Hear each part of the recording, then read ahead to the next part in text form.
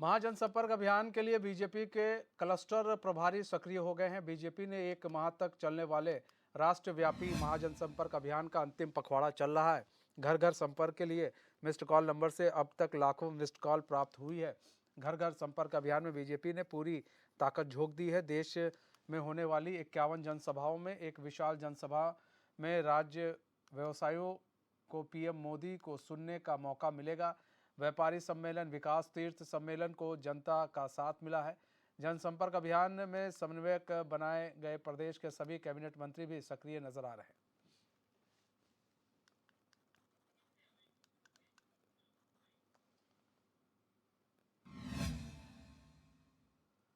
तो हमारे साथ हमारे संवाददाता रोहित विक्रम सिंह लाइव जुड़ चुके हैं। रोहित, जनसंपर्क अभियान का अंतिम पखवाड़ा चल रहा है। ऐसे में जैसे मिस्ड कॉल वाली इन लोगों ने एक योजना चला दी, योजना ही कहेंगे उसे कि चलाई कि मिस्ड कॉल के जितने लोग करेंगे वो फिर उसी हिसाब से अपनी योजना भी बताई जाएगी। तो फिर क्या लग रहा है आपको, ये पूरा जनसंपर्क अभियान इनका किस तरह से आपको लग रहा है, कितना सही साबित हुआ, कितना इनके लिए फायदेमंद साबित हो रहा है? बिल्कुल मनीष, और भारतीय जनता पार्टी विश्व की सबसे बड़ी राजनीतिक दल है और भारतीय जनता पार्टी के चुनाव जीतने का मूल मंत्र है कि बिल्कुल चरणबद्ध तरीके से भारतीय जनता पार्टी का जो जो जो कोर कार्यकर्ता है, जो ग्रास रूट पर काम करने वाला कार्यकर्ता है, उसको ट्रेंड किया जाता है। और प्रधानमंत्री नरेंद्र मोदी ने जो बीते रोज जो मेरा बूथ सबसे मजबूत जो कार्यक्रम रहा है एक दिन पहले, उसमें साफ तौर पर कहा है कि हमारी सफलता का राज ही हमारा कार्यकर्ता है। तो समझा जा सकता है जो ग्रास रूट पर काम करने वाला कार्यकर्ता है वो भारतीय जनता पार्टी का बिल्कुल चरणबद्ध तरीके से काम करता है। और यही कारण है कि राज्य दर राज्य और चाहे केंद्र में भी चुनाव होते हैं, भारतीय जनता पार्टी सत्ता में आती है। सबसे पहले अगर हम बात करें तो 31 मई से 30 जून तक ये महाजनसंपर्क अभियान चल रहा है और सबसे पहले इसकी शुरुआत हुई थी जो उसके क्लस्टर प्रभारी घोषित किए गए थे, चाहे वो प्रदेश प्रभारी दुष्यंत गौतम हो, केंद्रीय रक्षा राज्य मंत्री अजय भट्ट हो और उसके साथ ही सह प्रभारी रेखा वर्मा हो। ये तमाम नेताओं को जिम्मेदारियां मिली थी। कुमाऊं मंडल के लिए अलग क्लस्टर प्रभारी और गढ़वाल मंडल के लिए अलग क्लस्टर प्रभारियों की सूची जारी की गई थी। और सबसे पहला काम ये हुआ था क्योंकि प्रधानमंत्री नरेंद्र मोदी चाहते थे कि काम के आधार पर जनता भारतीय जनता पार्टी के प्रदेश सरकार के नेतृत्व को और केंद्र सरकार के नेतृत्व को, कामों को आंके। और इसी के दृष्टिगत सांसदों और विधायकों का जो लेखा जोखा है, अब तक का जो कार्य कलाप रहा है, जो क्रियाकलाप रहे हैं, जनता के लिए जो भी काम किए गए हैं, उसको प्रेस मीट के जरिए जनता तक पहुंचाने का काम किया गया है कि कहां कहां कितना काम हुआ है, किन योजनाओं से जनता लाभान्वित हुई है। और बहुत सारे अभियान चलाए जा रहे थे समाज कल्याण विभाग के, जो समय समय पर भारतीय जनता पार्टी चलाती रही है, चाहे वो प्रधानमंत्री नरेंद्र मोदी के मन की बात का 100वां एपिसोड हो या फिर श्यामा प्रसाद मुखर्जी या फिर दीनदयाल उपाध्याय की जयंती हो या उनकी पुण्यतिथि हो। इस प्रकार के समाज कल्याण विभाग के कार्यक्रम भारतीय जनता पार्टी लगातार लगाती रही है और इस दौरान भी ये कार्यक्रम चलते रहे, जिसमें विधवा पेंशन, वृद्धावस्था पेंशन, विकलांग पेंशन या फिर प्रधानमंत्री आवास योजना, इन तमाम योजनाओं से जो वंचित लोग हैं, जो छूट गए हैं, उनको भारतीय जनता लाभान्वित कर रही है इन योजनाओं से।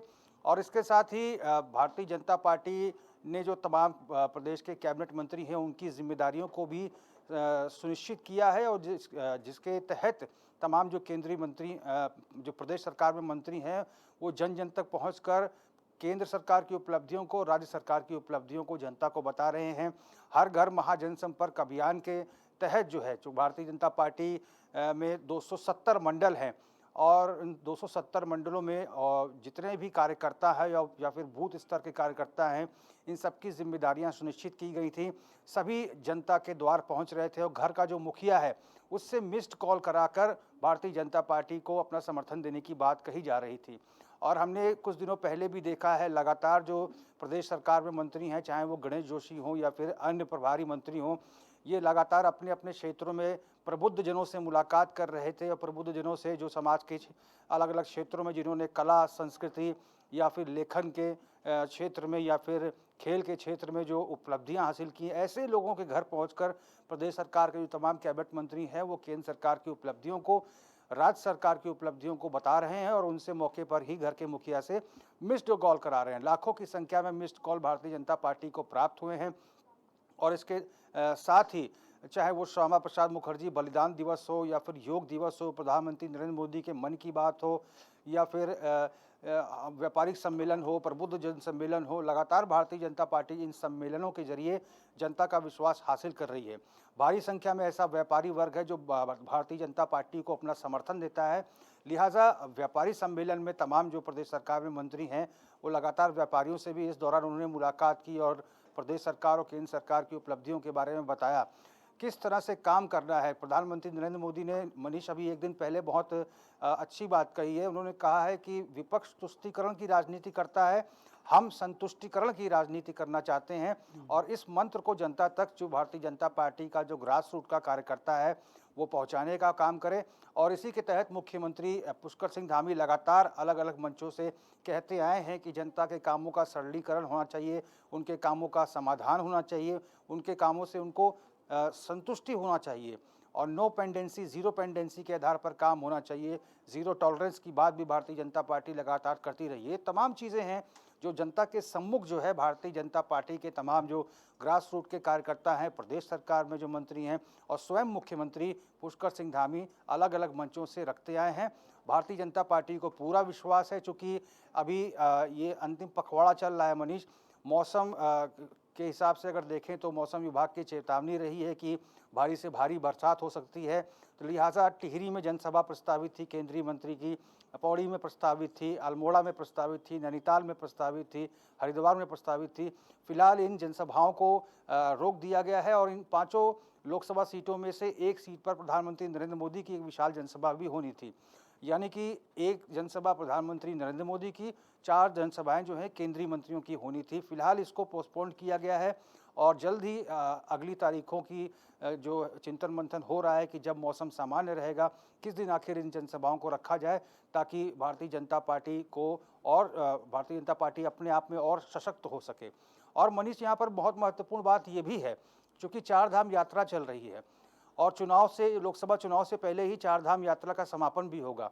पिछले वर्ष की अगर हम बात करें तो प्रधानमंत्री नरेंद्र मोदी बद्रीनाथ धाम भी गए थे, चूँकि अमूमन केदारनाथ धाम जाते हैं, लेकिन पहले केदारनाथ धाम के उन्होंने दर्शन किए, फिर बद्रीनाथ धाम भी वो गए थे। तो प्रधानमंत्री नरेंद्र मोदी का 4 धाम के दर्शनों के लिए आना भी अपने आप में बहुत महत्व रखता है और इसी को ध्यान में रखते हुए जो है भारतीय जनता पार्टी की प्रदेश सरकार बेहद उत्साहित है।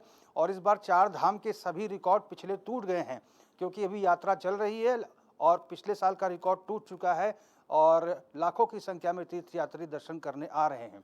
संभवतः इस बार भी जब प्रधानमंत्री नरेंद्र मोदी केदारनाथ धाम के दर्शन करने आएंगे, जन संबोधन भी करेंगे, तो उससे भी एक तरह से आगामी लोकसभा चुनाव को लेकर भारतीय जनता पार्टी को बल मिलेगा। निश्चित तौर पर प्रधानमंत्री नरेंद्र मोदी केंद्र पोषित योजनाओं और राज्य सरकार के कामकाज का जिक्र करेंगे और इसी को लेकर भारतीय जनता पार्टी का जो प्रदेश नेतृत्व है और उत्साहित है। और एक महत्वपूर्ण बात यहाँ पर यह भी है मनीष कि जब भारतीय जनता पार्टी की प्रदेश सरकार अस्तित्व में आई थी, दोबारा प्रचंड बहुमत की सरकार बनी थी, तो पहली कैबिनेट हुई थी जिसमें यूनिफॉर्म सिविल कोड का जो मसौदा है उसको रखा गया था और ये कहा गया था कि यूनिफॉर्म सिविल कोड जल्द ही अस्तित्व में आएगा। इसको लेकर भी राज्य सरकार प्रधानमंत्री नरेंद्र मोदी का आभार जता रही है कि प्रधानमंत्री नरेंद्र मोदी के नेतृत्व में ही, उनके मार्गदर्शन में ही प्रदेश सरकार काम कर रही है। और भारतीय जनता पार्टी के जो संगठन महामंत्री उस समय के रहे और प्रदेश अध्यक्ष उस समय के मदन कौशिक, भारतीय जनता पार्टी का दृष्टिपत्र सौंपा गया था पहली कैबिनेट के दौरान और 100 दिन के रिपोर्ट कार्ड के तहत राज्य सरकार को काम करने की बात कही गई थी। लिहाजा 100 दिन के रिपोर्ट कार्ड के तहत ही प्रदेश सरकार अब तक काम कर रही है। प्रदेश का जो सरकार है, प्रदेश की सरकार अपने कामों का लेखा जोखा प्रदेश संगठन को सौंपती है और संगठन हाईकमान तक प्रदेश सरकार के कामों को ले जाता है। तो ये चरणबद्ध तरीके से भारतीय जनता पार्टी काम कर रही है।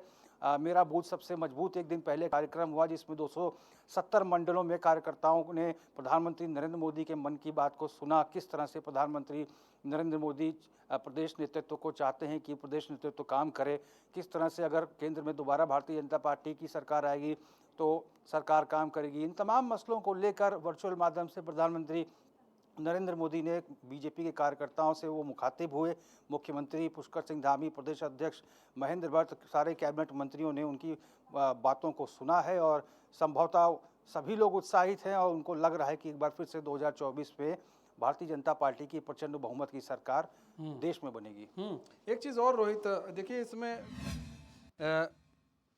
क्लस्टर प्रभारी, तमाम तरह के प्रभारी, मतलब भारी भयंकर प्रभारी ये लोग बना तो देते हैं, लेकिन क्या ये प्रभारी उस वक्त नहीं बनाए जाते हैं जब सरकार अस्तित्व में आ जाती है, सरकार 2 साल काम कर लेती है, या फिर सांसद जो काम कर रहे हैं या फिर विधायक जो काम कर रहे हैं, सिर्फ चुनाव के वक्त ऐसे भारी भरकम प्रभारी याद आते हैं इनको, भारी भरकम एक से एक नाम आपको तब देखने को मिल जाएंगे कि ये भी प्रभारी होते हैं। आप भी सुनेंगे पहली बार कि हाँ भैया ये भी प्रभारी होते हैं। फिर बूथ से लेकर आपका पन्ना प्रभारी तक काम होता है, पन्ना से नीचे भी काम कर रहे हैं। तो ऐसे में अब तो सब पूरी जी तोड़ मेहनत लग रही है बीजेपी की कि 2024 के चुनाव को किसी तरह जीता जाए। लेकिन कहीं ना कहीं अगर ये इतने अभी आप लगा रहे हैं अपनी योजनाओं को बताने के लिए, तो आप 1 साल पहले भी लगा सकते थे इन योजनाओं को बताने के लिए। आप बताते कि ये देखिए ये योजना है जी, हम लेकर आए हैं, आपको लाभ मिल रहा है कि नहीं मिल रहा है, ताकि आने वाले समय में जो लोग जिनको लाभ नहीं मिल रहा उनको लाभ मिलता। और आपके लिए तो बेनिफिट था, 1.5 साल पहले से आपकी 2 साल पहले से तैयारी हो जाती। योजना ऐसे तो है नहीं कि नई नई योजना बनी होगी, पुरानी योजना है, कुछ योजनाएं जो पुरानी है वो लोगों तक पहुंच नहीं पाई, या पहुंची भी है तो कितनी पहुंची है, और जो अगर नहीं पहुंच रही है तो क्यों नहीं पहुंच रही। ये 2 साल पहले अगर करते तो शायद बेनिफिट आपको नहीं लग रहा है ज़्यादा मिलता, इतना झाम करने की ज़रूरत ना पड़ती, इतना माथापच्ची करने की ज़रूरत ना पड़ती। देखिए मनीष, ऐसा नहीं है, क्योंकि प्रभारी मंत्री बनाए गए हैं, अलग अलग जिलों के भी प्रभारी मंत्री बनाए गए हैं और लगातार जो है प्रभारी मंत्रियों को जिम्मा दिया गया है जिलों का, ताकि जिलों में जो भी गतिविधियां हो रही हैं, जो कि विकास कार्य अवरुद्ध हो रहे हैं, उन पर ध्यान दिया जाए। उत्तरकाशी की अगर हम बात करें तो मंत्री गणेश जोशी प्रभारी मंत्री हैं। चमोली की अगर बात करें तो डॉक्टर धन सिंह रावत प्रभारी मंत्री हैं। ये प्रभारी मंत्री शुरुआत से ही बनाए गए हैं और चमोली में जब जोशीमठ की आपदा आई थी तो लगातार प्रदेश सरकार में जो मंत्री हैं डॉक्टर धन सिंह रावत वो सक्रिय रहे हैं। और अभी ऐसा भी नहीं है मनीष, क्योंकि 100 दिन का जब सरकार हुई थी तो विकास पुस्तिका का विमोचन किया गया था। केंद्र सरकार की उपलब्धियों को तब भी बताया गया था और जैसा कि हम बता रहे हैं कि अलग अलग जब ओकेजन्स होते हैं भारतीय जनता पार्टी के, तो ऐसे समाज कल्याण विभाग के कैंप लगाए जाते हैं। हर विधानसभा में 2-2, 3-3 कैंप लगते हैं और समाज कल्याण की योजनाओं से जो भी लोग छूट गए हैं उनको उससे लाभान्वित किया जाता है, चाहे विधवा पेंशन हो, वृद्धावस्था पेंशन हो, विकलांग पेंशन हो, प्रधानमंत्री आवास योजना, प्रधानमंत्री किसान सम्मान निधि, इन योजनाओं से जो भी वंचित वर्ग है उसको लाभान्वित किया जाता है। बीजेपी चूंकि भारतीय जनता पार्टी एक ऐसी पार्टी है जो चरणबद्ध तरीके से काम करती है, जो हाईकमान के द्वारा निर्देशित किया जाता है, अक्षरतः वही धरातल पर जो है प्रदेश का नेतृत्व लागू करता है। अब चूंकि चुनावी वर्ष है, चुनावी वर्ष में चूंकि भारतीय जनता पार्टी एक ऐसी पार्टी है जो हर समय चुनावी मोड में रहती है और इसी के तहत भारतीय जनता पार्टी के भीतर कई कार्यक्रम भी होते हैं। अब चूंकि चुनावी वर्ष है तो चुनावी वर्ष में पार्टी को और धार देने के लिए, कार्यकर्ताओं में और जोश भरने के लिए लगातार इस प्रकार के आयोजन हो रहे हैं और सभी की जिम्मेदारियों को सुनिश्चित किया जा रहा है। रोहित, व्यवसायों को लुभाने के लिए, रिझाने के लिए क्या कर रहे हैं? जो व्यापारी वर्ग है उनको लुभाने रिझाने के लिए क्या कर रहे हैं? क्योंकि भाई इधर तो विपक्षी पार्टी जो है वो बता रही है कैसे नोटबंदी से कितना आप लोगों को घाटा हुआ था, वो बता रही है कि देखिए किस तरह से जो छोटे व्यवसायी हैं वो ख़त्म हो रहे हैं। तो ऐसे में जो छोटे व्यापारी हैं उन लोगों को लुभाने के लिए, उन लोगों को रिझाने के लिए क्या कर रही है सरकार? देखिए मनीष, अभी हाल ही में बजट आया था, उसके ज़रिए बहुत कुछ जो है उत्तराखंड के परिप्रेक्ष्य में मिला है। 4000 करोड़ की परियोजनाओं को इस बजट में रखा गया है उत्तराखंड में, यानी कि 4000 करोड़ का रेल नेटवर्क बिछाया जाएगा। और इसके साथ ही व्यापारियों को भी ये बताया जा रहा है कि राष्ट्र सर्वोपरि है। धारा 370 समाप्त करने की बात हो या फिर इंडियन आर्मी को और सशक्त करने की बात हो, भारतीय जो सेना है उसको स्वतंत्रता देने की बात हो या फिर देश के अन्य मसले हों, इन पर लगातार जो है पार्टी जो है देश को मजबूत करने का काम कर रही है। और इसी के तहत चूंकि बहुतायत संख्या में ऐसे व्यापारी वर्ग के लोग हैं जो भारतीय जनता पार्टी से जुड़े हुए हैं, लिहाजा व्यापारिक सम्मेलन के जरिए यही बताने का प्रयास हो रहा है कि प्रदेश नेतृत्व हो या फिर देश का भारतीय जनता पार्टी का नेतृत्व हो, लगातार व्यापारी वर्ग के साथ खड़ा है। और कभी भी किसी भी प्रकार की कोई समस्या आती है तो लगातार इनकी सुनवाई भी होती है। तो ये तमाम मसले हैं जिनको चाहे वो प्रबुद्ध जन सम्मेलन हो, व्यापारी सम्मेलन हो या श्यामा प्रसाद मुखर्जी बलिदान दिवस हो, इन प्रकार के आयोजनों के जरिए जनता के समक्ष जो है केंद्र की क्या दृष्टि है व्यापारियों के प्रति, समाज के प्रति, और प्रदेश सरकार का क्या विज़न है आगे आने वाले 4 सालों के लिए, ये तमाम बातें रखी जा रही हैं। और इसी को लेकर भारतीय जनता पार्टी उत्साहित है कि एक बार फिर से 2024 में भारतीय जनता पार्टी की सरकार बनेगी। ठीक है रोहित, बहुत बहुत धन्यवाद हमारे साथ जुड़ने के लिए और तमाम जानकारी देने के लिए।